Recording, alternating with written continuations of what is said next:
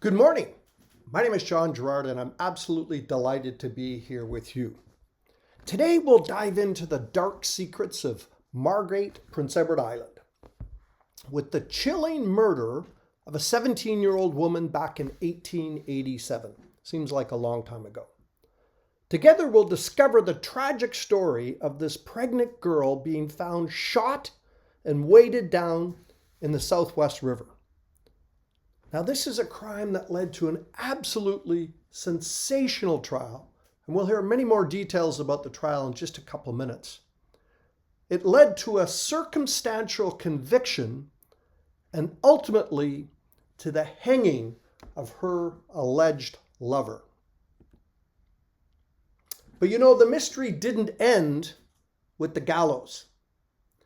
As we'll explore much more about the case, including some surprising and long lost evidence. Now, as we consider the case, I want you to think about the facts as if you were a juror. And at the end, consider these questions. Did an innocent man hang for the tragedy at Margate? And perhaps more importantly, is the real killer's secret buried with the past? Now, before we launch into this story, let me explain a little bit about the technique that I use. So during my academic career, I focused on how leaders could use technology to create and exchange organizational knowledge. I also asked my students to think about the same and how they could create and exchange organizational knowledge. And as a consultant, I did many talks and workshops on how leaders could use digital storytelling to share knowledge. And these sessions really follow on from that work. So in my talks, you might see a digital map like here, or newspaper headlines from digital archives. You might see an extract from a court proceeding, or even hear an AI voice read the transcript. We have no direct evidence that Millman ever seduced the child, but we have evidence almost as good. And I know sometimes AI gets a bad rap, and I get that. I think we have to be careful how we use it. But I really think it can be used to add value and make this storytelling adventure a little bit more interesting. So let me give you a couple examples. Here's an AI sports card created about me. Might be a little tacky, but it kind of gives you the image of what we're going to do, the digital raconteur. Now, speaking of bad rap, check out this AI song created that explains what I do. Yo, I'm the digital raconteur, a storyteller in hands, got a microchip mind, taking no second glance, from a faded old photo to the census roll file. I'm resurrecting history with 10th electric style, AI on the tracks, the beat is my score, I'm opening up the past and kicking down the door. I'm the digital raconteur with a flow so fast, weaving digital records to make the moment last. Got the core documents and the voices I remake for every truth I'm telling. There's a new world to awake, census data, newspaper. You gonna respect? Yeah, the data talks and the record's on fire. The digital raconteur, my passion is higher. Well, I can assure you rapping is not something I normally do, and so there's no way that I could create that on my own. So AI helped me achieve what I was trying to do that. But here's one thing you won't see in my talks. We can have some fun and we can use AI to create some images and voices and songs, but one thing you won't see is invented details. And to me, this is the enemy of good storytelling, especially storytelling about historic cases. And if a story is worth telling, there's no need to invent facts or embellish the story. And frankly, if the story is not worth telling, then don't tell it. And all too often I see in YouTube videos or hear on podcasts stories where details are added to make the story better. And I think that's very naughty, and we certainly won't see that here. So to begin our exploration, let's listen to a song about the case. And as you're listening to this song, it's worth noting that the lyrics were written shortly after the murder. We think around 1890, but as we'll talk about a little later, sometimes it's difficult to nail down the exact date. But for now, what I want you to know is even though the lyrics were written in the late 1880s, the music was created by AI.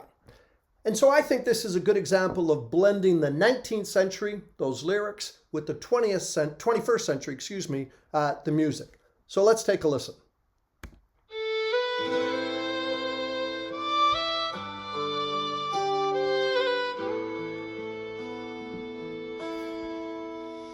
Come pull down the curtains, look silently on, while I sing you the Millman and Dublin song. It's a tale of deep sorrow and suffering great, of a crime that was committed at a place called Margate. Now I should probably stop there. I've mentioned Margate several times, but I wonder how many of you know where Margate is. So let me take a minute to sort of explain where Margate is and the relevance to the region. Now for the Canadians in the audience, how many Canadians? Nice. This will be a refresher, but it's important to understand the region. So on this map, you can see Quebec City, where we left from, and at the bottom, you can see Boston, where we're heading to. And of course, we're going to spend time in this region. The maritime provinces in Canada include New Brunswick, Nova Scotia, and Prince Edward Island. And that's an important differentiation from what we call the Atlantic provinces, which include those three, but also includes Newfoundland and Labrador. Of course, Newfoundland and Labrador, even though there's an "and" in it, is a single province. Now, why the difference? Why do the Atlantic provinces are different than the maritime provinces? And it really comes back to 1949, when the Dominion of Newfoundland joined Canada. Now, the maritime provinces had existed for quite a long time, and back as far as the 1860s, there was talk about a maritime union. These three provinces, New Brunswick, Prince Edward Island, and Nova Scotia, working together. And that concept of the union exists today. From time to time, you'll hear people talking about the power it could be if the three provinces worked closer together. So when Newfoundland joined Canada, the Premier, Joey Smallwood, thought it would be a little bit presumptuous just to add Newfoundland and Labrador into the maritime provinces, so he started coining this term, the Atlantic provinces. So let's look at Prince Edward Island, and this is Charlottetown, where we're going to dock, and we'll sail into this harbor and be at the arrow there that you can see on the dock. Now the bottom of that picture is Charlottetown, and the top is another area called Stratford. Now this picture is a couple years old, but the part where we're going to be going to into Charlottetown is a pretty accurate depiction. The part on the top of that picture actually has grown quite a bit. But in any case, we're going to be in Charlottetown. So I want to show you where this area is of this crime. And this is the Kensington area here. So if we zoom in on that, we can get a better view of the area that we're going to be in. Now, I suspect most, or at least many of you, will be familiar with Anne of Green Gables, which is in Cavendish. And of course, Green Gables, the heritage site of today, is really to commemorate the book Anne of Green Gables, which was published in 1908. It was written by Lucy Maud Montgomery, and she was born on November 30th, 1874, west of Cavendish, in a small town called New London. And that's important because the area that we're talking about is west of that again. So the tragedy of Margate actually happened a little north of the town of Margate, as you can see on the map here, that last square. And the tragedy happened on June 28th, 1887. So by that time, Lucy Maud Montgomery had actually moved in with her grandparents in Cavendish. But I often wonder what would have happened if she was still living in New London. She would have been 13 years old when this tragedy happened. And it was really just down the road from her, 5 miles or 8 kilometers. And maybe we'll talk about that in another talk. But if you were to travel today from Charlottetown, where we're going to be in port, out to Margate, it would take you about 39 minutes by car. Not very far. But back in the day, transportation was a little bit more difficult, and you likely would have traveled by train. And so the red lines on this map show the train routes, and I want to give you an indication of the time and space back in the late 1800s and early 1900s. So here's the PEI railway schedule. This happens to be from 1912. It's the closest one I could get that was accurate to the time frame that we're talking about. And if we look at that, we can see that to go from Charlottetown to Kensington, which is the closest rail station to Margate, it would take about 2 hours. So imagine if you were going to go from this town of Margate into Charlottetown to see, say, your lawyer. This would be an all-day event because it would require a horse from Margate to Kensington, then Kensington to Charlottetown by train. That journey together is well over 3 hours by the time you add in the horse part, and then to return the same number of times. So it's an all-day event. Pretty easy today, but back in the 1880s, this would be a significant undertaking. Now, these are a couple pictures of Kensington Station back in the day and also more recently. And if you happen to have some time, it's a great little town to visit. There's some fun pubs there, lots of history about the rail line, and there's even a cool haunted house in Kensington that's worth a visit. But let's talk about the crime. And to talk about the crime, I want to return to the song and listen to a little bit more about what happened. On the 28th of June, on a calm summer's night, when the moon in the heavens shone a pale ray of light, young Mary walked out from her cottage door. Little thought she had gone to return there no more.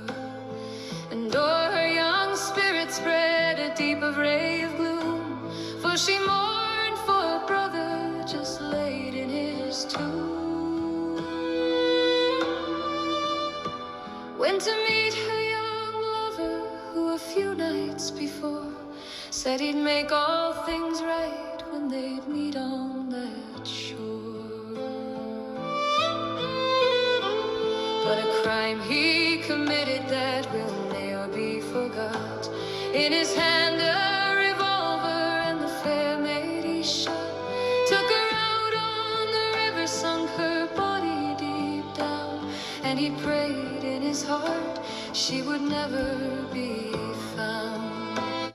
So we'll just stop there. And the last couple lines that we heard are very interesting. Took her out on the river, sunk her body down deep, and he prayed in his heart she would never be found. Or did he? That is really the question here. Did William commit this murder, or did he lose the love of his life? So let's talk about the facts as we know them. And I say facts because this story has been sensationalized a lot, and as we talk about it, I want to make sure we stay as close as we can to the facts as they're known. So what we know is on December 31st, 1886, William and Mary were together at a New Year's Eve party. Now, it could have been this is the first time they met or the first time they were together. That detail's a little unclear, but we're pretty confident that they were at this New Year's Eve party. The exact location of it, again, is a little confusing. It could have been at Mary's sister's house, but in any case, there's consensus that they were together on that New Year's Eve going from 1886 to welcome in the new year of 1887. Now, in spring of 1887, there was talk that Mary was with child and that William was the father. And of course, in those days, and I suppose even today, that would be quite alarming to some people and created a lot of talk and perhaps even gossip. Now, again, the exact dates of this started a little unclear, but certainly in the spring, it was becoming much more common knowledge. And so we believe that on June 28th, 1887, Shortly after her brother's funeral, and as was mentioned in her song, it is true that her brother was buried on June 28, 1887, Mary left her house, and we're pretty confident that she was going to meet William. Now, what happens after this is a little less clear, but remember this date, June 28, 1887. So the next day, on June 29th, 1887, Mary was missing and her father was out searching for her. Well documented that he was searching for her. On July 1st, 1887, a 12-man search party found two important clues to the crime. Number one, they found a handkerchief with the letter M for Mary embroidered on it, and we're pretty certain that was her handkerchief. They also found something to be missing, and the missing item was a stone anchor that was used for a boat. And on July 4th, 3 days later, 1887, Mary's body was located in 4 to 5 feet of water, and she was tied to this missing stone that was used as an anchor. Now, both of those dates, July 1st and July 4th, mean something to many of us today. Canada Day is on July 1st, and July 4th, of course, is Independence Day. But what about back in 1887? Well, in fact, in 1887, on July 2nd, the Daily Examiner, a local newspaper, and you'll notice the red bar around that. Anytime I use a newspaper article or news report, I'll put the name and date of it up in the corner. But the paper was reporting on Queen Victoria's Golden Jubilee, which had been celebrated on the island and in Charlottetown on June 30th and July 1st. And I just absolutely love looking at these old headlines. I mean, look at that picture of Queen Victoria. It's not a particularly welcoming picture, but it notes the Queen's Jubilee, glorious weather, a grand display, and then it says the city thronged. And I love looking at old newspapers and the wording that they use. And to be honest, I had to double check to see exactly what that meant. And so here's the definition of throng or thronging. And it really means that the crowds were there in great numbers. And they were there to celebrate Queen Victoria's Jubilee. Now here's a better portrait of her. This is the official portrait that was used for the Golden Jubilee. And of course that was to note the 50th anniversary of Her Majesty's accession to the throne. It's also worth noting that in 1887, Canadian Thanksgiving was on June 21st. Now today, Canada's Thanksgiving is always in October, but back then, each year, the government decided one day to use to be thankful for something in particular, and in 1887, that something was the Queen's Jubilee. So the point is at that point, it was a very joyous time on the island of Prince Edward Island. So this is a map that was published in the Daily Examiner and also used in the trial. And it's interesting to note that maps were not particularly common in trials back then. So many people were very impressed with the detail that went in to this map. It's also important to understand that murder trials were not common on Prince Edward Island. In fact, prior to this trial, only one person had ever been executed on PEI, and that was a 23-year-old man, George Downey, who was convicted of murder and hung in 1867, 19 years before this happened. So if we look on this map, you can see there is Margate, and north of Margate is the area that we're most interested in. And the red square shows where Mary's house was, the Tuplin's house. The star shows William, the millman's house. And that's about 2 miles or 3 kilometers as the raven flies from one to the other. And the circle shows where the body was found in the Southwest River in that 4 to 5 feet of water. So this is quite a shallow river at that point. And the triangle shows where the autopsy was conducted on the banks of the river. And that was on the 4th of July, 1887. And it's important to note that on that day, the body was found, the autopsy was completed, and Mary was buried, all on the same day, July 4th, 1887. So this is an AI-generated image of what the autopsy might have looked like. So in complete transparency, this is not an actual photo, but this is likely what happened. There was an autopsy conducted by the river, 3 doctors, and they determined 3 things. 1, Mary was shot in the head. Number 2, she died before she entered the water. And number 3, that she was pregnant. So July 4th, the autopsy is completed. Now, on July 5th, 1887, the newspaper had these headings: Margate horror, murder most foul, body of the murdered girl found. And in fact, there's an interesting piece in there, and I'll have the AI read to us what was reported that day. While our people were engaged in celebrating the Jubilee of the Queen, they little thought that the terrible crime of murder had been committed against the Queen's laws in the midst of one of the quietest and most prosperous settlements of the island. But so it was. The body of Mary Tuplin, daughter of Mr. John Tuplin, of Margate, was found yesterday at the bottom of the Southwest River, sunk by a large stone bound to it by a rope rein, with 2 bullets in the head. So that's how it was reported on July 5th, 1887.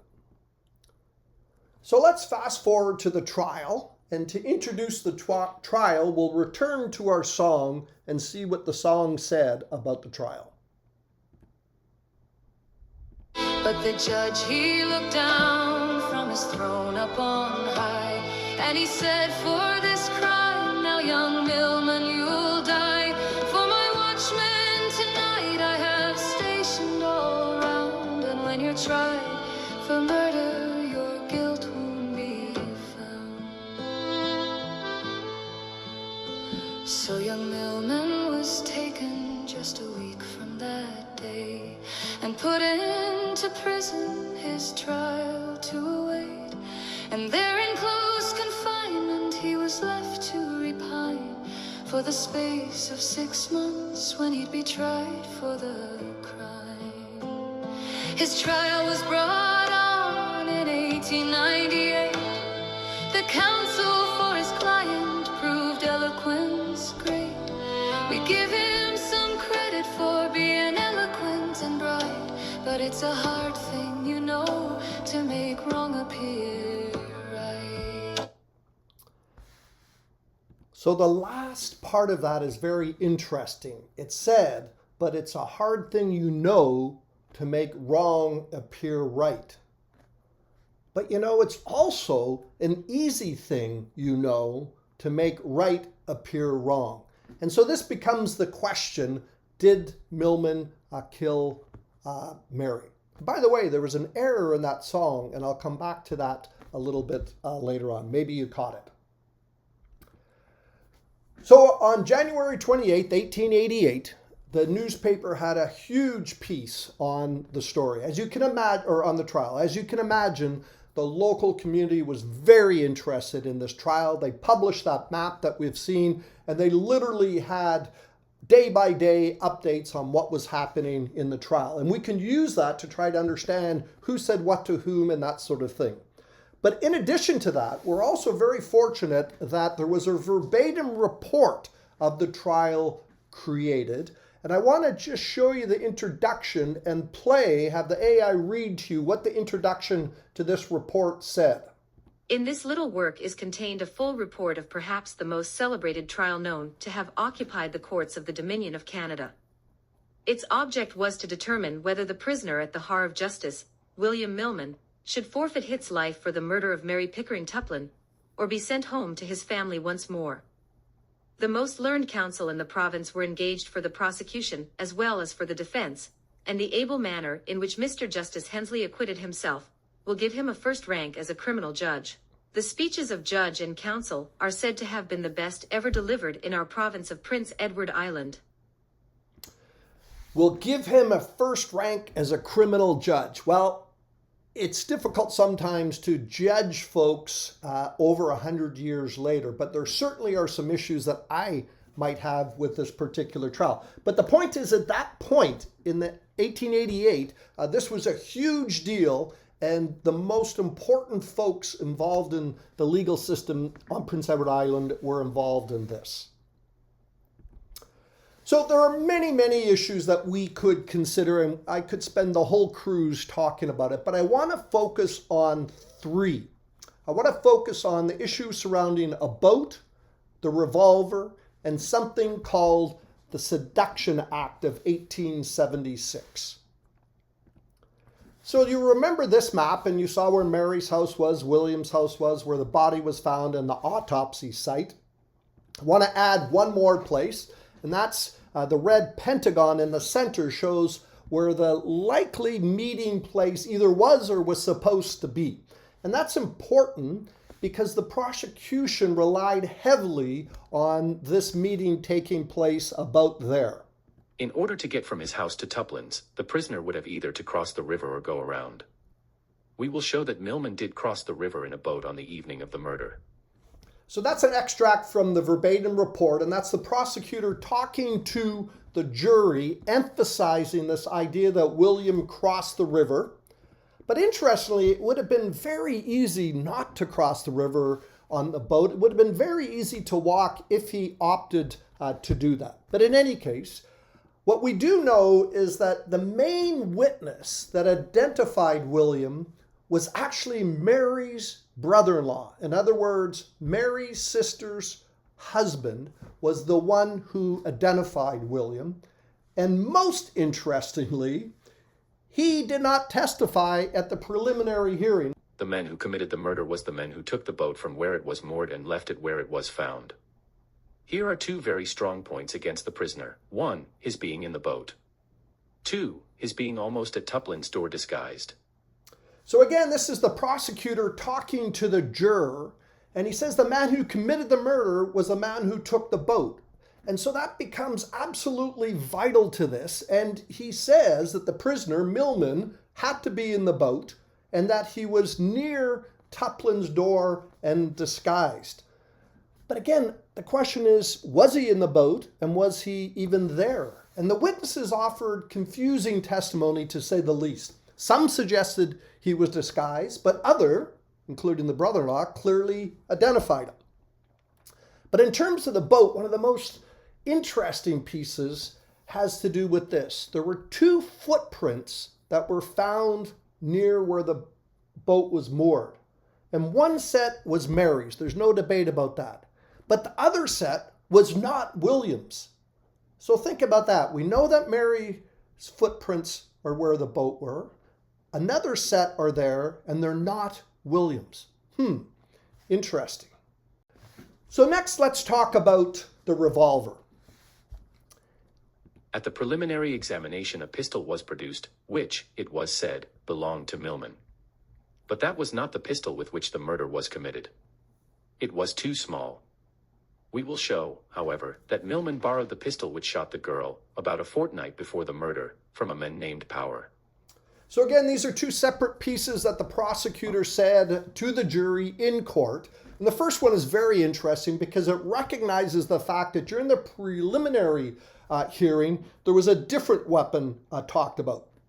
So we've introduced a new revolver in the trial.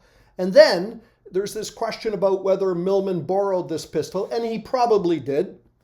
But let's be clear, borrowing a revolver on its own doesn't prove murder. And it's so important to remember that ballistic forensics in the 1880s could be compelling, but they were essentially circumstantial evidence that was used to get a confession. It was unusual for this to be evidence to prove a murder. More often than not, they would say to the prisoner, we have your weapon, we have the bullets, it looks like the bullets came from your weapon, do you want to confess? And often they would say yes, but that wasn't the case. Milman was absolutely adamant that he was innocent. So the revolver is somewhat interesting. And next comes the issue of something called the Seduction Act. I'll play for you what the prosecutor had to say about that. Where the Crown rests a case on circumstantial evidence, it is expected that some motive will be shown for the commission of the crime. He knew that the Seduction Act had lately been revised, and that now, instead of being punishable with a money payment, the seduction of girls under 16 years has a criminal matter, one which resulted in imprisonment for a term of years. So the aim of the Seduction Act really was to ensure that fathers of children, especially of children of unwed mothers, had some financial support. And it is true that there were some changes, but as the prosecutor said to the jury, the changes were about seductions of girls under 16 years. And the prosecutor, the Crown, knew that he had a circumstantial case, so he had to have a motive. And he wanted the jury to believe that Millman thought that it was a criminal matter because this woman was under 16. Now, as a side note, there was a second part of the motive that the prosecutor talked about. He did argue that Millman's mother was so distraught, or would be so distraught if she found out, but he focused a lot on this idea of being 16. So what do we know about that? Well, we know Mary Tuplin was 17 when she died, and there's little doubt about that. This is the gravestone where she's buried, and it says on there on the bottom that she was 17 years old in 1887. But we have much more evidence. This is a census report from 1881, and Mary was 11 at that time. Her baptismal record indicates that she was born on the 5th of May, 1870. And even her father in court said that my daughter was 17 years old on the 5th of last May. So we know that Mary turned 16 on the 5th of May, 1886, turned 17th on the 5th of May, 1887. The liaison with William happened sometime in January 1887, so she was age 16 then and murdered when she was 17. But for the Seduction Act to have been a criminal thing, she would have had to have been under 16. And I think we all know that she was not under 16. We have no direct evidence that Millman ever seduced the child, but we have evidence almost as good. We will prove that he was at Tuplin's house about New Year's night, and that while there he had ample opportunity of doing so. So this one I find quite interesting. So what we know is that they were together on New Year's night, about New Year's night, as the prosecutor said. And while they were together, they had opportunity to do so. I'll leave that with you to think about how strong of evidence that is. So let's review the evidence that we know. You know, when I was young and my children were younger, we used to play a lot of crime board games, and we would always have these sort of cards to decide who did what to whom and where and all that sort of thing. Likely you've played a game like that. So let's use cards to find out what we know. So we know that a stone was used to weigh her down. There's no question about that. And it's almost certainly the stone that was normally used in this boat that likely the murderer used to cross the river. So we won't have any doubt about that. We're pretty certain that it was a .32 caliber revolver that killed her, but we don't actually know whether it was the one that he had or another one. And just as a point of reference, there was testimony that something like 10,000 rounds of .32 caliber ammunition had been sold on the island. So just being .32 caliber might not be enough. And we know that a boat was moved and that the anchor was missing from it. But what we don't know is who the murderer was. So sadly, we know that this young woman was murdered. We know that William was likely the father of her unborn baby, but the question is, was that enough to convict? And as I'm sure you know by now, the guilty verdict came in, and quite quickly. On the evening of the 11th day, about 3 hours after the judge had concluded his address, the 12 of his countrymen, who had sworn to true deliverance make between our sovereign lady the Queen, and the prisoner at the bar brought in their verdict of guilty. The shock was too much for the unfortunate prisoner, who fell in the dock. He was removed in an unconscious state to the county jail, in which he had passed the last 6 months, and where he was to remain till the dread sentence of the court would be passed on him. So sadly, William was found guilty. And so if we move forward to the execution, this was the headline on April 10th, 1888, last hour of William Millman. He meets death unflinchingly like a strong Christian man. So what we know is that 7 minutes past 8, the sheriff gave the signal to the hangman. The latter touched the lever which controlled the movements of the bar, and down he went. Also on that day was a letter published in the paper from William Millman. I may not be able to say anything at the last hour of my life, and I say now what I would if I was able. At my trial there was false swearing and false evidence against me, and because of this I was found guilty and they took my life. It was hard at first to forgive them, but I do forgive them, God knows do, and I pray for them. When I tried to escape I did not mean to hurt Mr. Harvey, it was only to escape I did what I done. I was very sorry for it afterwards and asked his forgiveness, and was sorry ever since. So that last part is about him trying to break out of jail after the guilty conviction, and he hurt the jailer, and so he took the time to apologize. And here's how the letter finishes. I have no fear of dying, but I don't say this boasting. One thing I want to say, I had the best father and mother a boy ever had. I thank Mr. Hodgson very much for all his kindness and goodness to me. I thank all those who were so kind to me. I thank Mr. Simpson, so much, I can't tell what I owe him. God reward him for it all some day. One of those days all will be known. Oh, my God, I do look forward to that day. Now there is left me to die.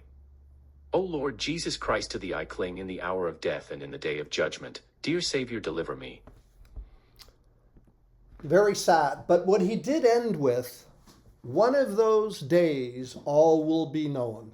Oh my God, I do look forward to that day.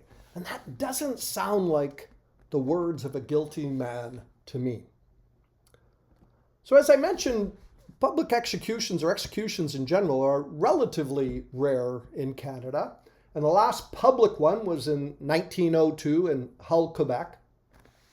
But if you look at the history of capital punishment in Canada, when I say Canada, I mean since Confederation in 1867. So there were some folks sentenced to death before that under British rule, but I'm talking about from 1867. About 1,481 people were sentenced to death. Only 710 of that, less than 50%, were executed. Most were men, not surprisingly. The last execution was in December 11th, 1962, and the death penalty was abolished in Canada in 1976. It wasn't until 1998 that it was abolished for the National Defense Act, in other words, military, but really it was abolished in 1976. And there were only 4 executions on PEI, and the last was in 1941. So we told you about the first one that was a few years before William, and then there was Williams, and 2 after that. Both of those were related to the same crime, and this is from August 20th, 1941. So from 1888 until 1941, there hadn't been any, and this is a sad story of the executions of these 2 people. And interestingly, we could do another session on that because there are some unique parts of that trial. Let's leave it at that. But again, I always find it interesting looking at what else was happening on days when things happened. So you can see the headlines here about the Second World War. And looking up in the corner, they have these maxims of a mere man. Look at this. Maxims of a mere man. Fools need advice most, but wise men only are the better for it. And that almost is fitting to this trial that we've been talking about. So there's the story of the Tuplin murder and William's sad hanging. But is it the end? I said at the very beginning that there was some long lost evidence. So let's fast forward to August 21st, 2016. So that's 129 years after Mary's murder, 47,000 days after her murder, and over 1 million hours after her murder. Now you remember this. I showed you this, and I showed you the autopsy site, and that the body was found, the autopsy was completed, and the burial all happened on the same day. But in 2016, Tuplin's first cousin 3 times removed, in other words, she was his great-grandfather's first cousin, discovered some interesting evidence. And he said, this Bobby Williams said in 2016, after all this time, I think we finally got it right. And he said her head was taken to Charlottetown for evidence. Her body was sent in a different direction. It was sent to the Margate cemetery, and they buried her. And what we found was the head was taken by the coroner as part of evidence to this building, which is Johnson & Johnson's Drugs in Charlottetown. And so Williams arranged to have the head buried with Mary. So her skull was moved from this pharmacy to Charlottetown to be reunited, if you like, with her body. So let's return to the song. The song was included in a collection of folk songs from Prince Edward Island, published in 1863. And if we look at the lyrics of the song, we'll find that there's a couple errors in it. The first error says that on the 18th of June, on a calm summer's night, but in fact it was the 28th of June was when when the murder took place.